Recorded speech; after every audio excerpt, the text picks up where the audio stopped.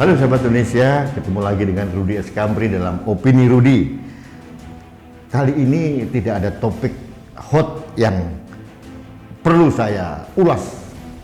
Saya hanya ingin mengajak Anda untuk introspeksi diri tentang kemana tokoh-tokoh atau kelompok-kelompok radikalis yang menginginkan negara ini berubah jadi negara khilafah. Mereka, tokoh-tokoh ex HTI dan para pengikutnya ini sekarang sudah menyaru, saya tidak tahu jadi apa. Kemudian ada lagi kelompok intoleran seperti FPI yang sudah dibubarkan.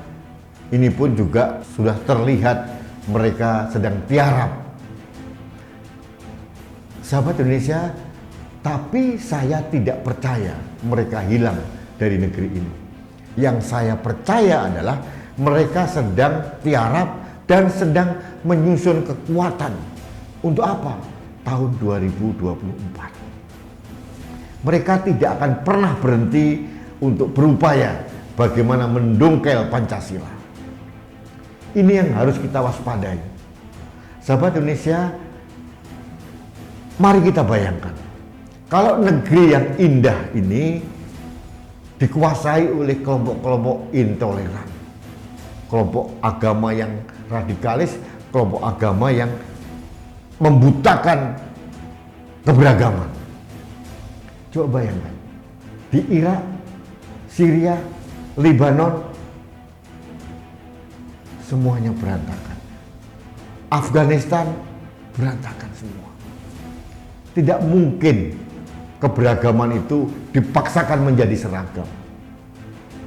Indonesia, takdir yang diberikan oleh Tuhan adalah negeri yang berbineka tunggal ika, berbeda-beda, berbeda agama, berbeda suku, berbeda bahasa, berbeda budaya. Ini yang kita ikat dengan kekuatan penuh roh yang namanya Pancasila. Ini yang dicoba didongkel oleh kelompok-kelompok intoleran dan kelompok pro khilafah ini. Mereka tidak pernah berhenti. Kalau ini sampai terjadi, coba bayangkan apa yang terjadi. Tidak ada kebebasan buat perempuan dan anak khususnya dalam menentukan nasibnya seperti apa. Semua diwajibkan seragam. Anda bayangkan apa jadinya kalau hukum Islam itu diterapkan di negara ini. Negara yang terpecah-pecah dari berbagai suku ini benar-benar akan terpecah karena ikatannya mulai dibuka dan akan longgar. Ini bahaya. Belum lagi tentang penindasan kelompok-kelompok minoritas. Ini harus kita waspadai. Saya tidak menebarkan ketakutan. Inilah fakta yang sebenarnya, inilah realita yang sebenarnya yang saya baca dan kita lihat bersama di negara-negara lain. Artinya apa? Saya minta kepada kita semua bagaimana kita harus menjaga keberagaman ini, menjaga Pancasila, menjaga kebinekaan dari rongrongan kaum intoleran dan kaum pro khilafah yang sekarang ini sedang menyusun kekuatan. Sahabat Indonesia, ada satu lagi masalah yang saya bayangkan. Mereka ini sekarang sedang mencari induk semang. Kenapa? Mereka membutuhkan dukungan dana.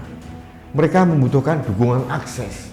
Dan ini mereka sedang mencari. Ada potensi besar dengan prahara Partai Demokrat antara kubu AHY dan kubu Muldoko ini, ada kesan seolah-olah yang terjalin dari orang-orang yang pro kubu AHY, seolah-olah Demokrat dari kubu Cikeas atau AHY atau SBY sedang dizolimi pemerintah. Penyesatan informasi ini begitu masif dikembangkan oleh mereka. Padahal pemerintah sudah confirm tidak terlibat apa-apa dan Presiden Jokowi sudah confirm tidak tahu menahu dengan apa yang dilakukan oleh Kepala Staf Kepresidenan. Yang dilakukan oleh Jenderal TNI Muldoko ini adalah tindakan pribadi. Tapi yang dikembangkan oleh mereka adalah seolah-olah ini ada grand design yang sedang dibangun oleh Presiden Jokowi. Hoax dan post-truth seperti ini sedang merajalela. Nah, pada saat kondisi seperti ini, kelompok-kelompok intoleran dan pro khilafah ini melihat kelompok Partai Demokrat kubu AHY ini adalah menjadi kawan. Karena apa? Mereka mempunyai musuh yang sama, yaitu pemerintah Presiden Jokowi. Ada adagium, siapapun lawan dari lawan kita, berarti dia adalah kawan kita. Ini yang terjadi. Ada potensi yang kuat, kelompok-kelompok intoleran dan kelompok pro khilafah ini sekarang sedang menginduk dalam satu wadah besar dengan kelompok-kelompok Cikeas. Ini ada indikasi ke sana dan ada potensi ke arah sana. Saya menyampaikan ini sebagai warning buat kita semuanya. Belum melihat pergerakan realnya, tapi saya bilang ada potensi ke arah sana. Karena mereka mempunyai musuh yang sama, yaitu pemerintah Presiden Jokowi. Ini yang dikembangkan oleh mereka. Lalu apa yang harus kita lakukan? Nah, sebagai masyarakat, yang paling penting adalah kita harus mendukung sepenuhnya kekuatan politik atau partai politik yang benar-benar nasionalis, yang bisa membentengi negeri ini dari kelompok-kelompok intoleran dan kelompok-kelompok pro khilafah. Yang kedua, kita harus mendukung penuh TNI dan Polri sebagai garda bangsa terdepan supaya membentengi negeri ini dari ancaman kelompok intoleran dan pro khilafah.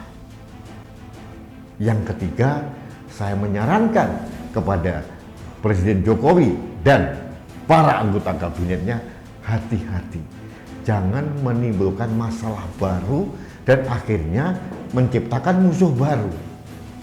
Kalau ada musuh baru, itu mereka akan bergabung lagi dalam wadah besar tadi. Apakah Partai Demokrat pimpinan SBY dan AHY itu adalah pro khilafah? Saya katakan tidak.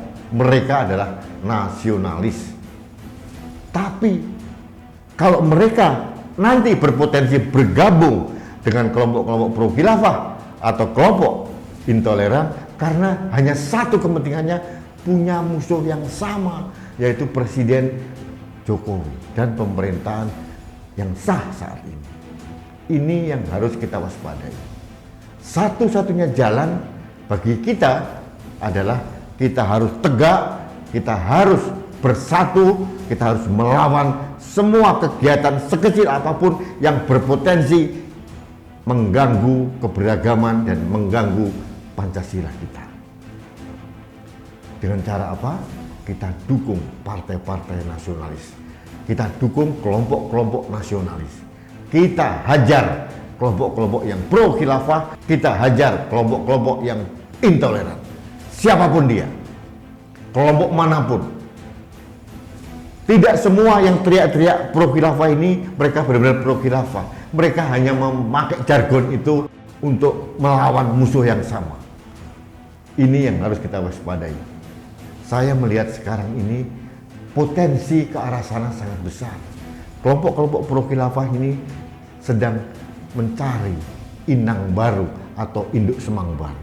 Dan ada potensi kuat kalau prahara Partai Demokrat ini tidak dikelola dengan baik oleh pemerintah, mereka juga akan merapat dalam satu wadah, dalam satu pihak yang sama.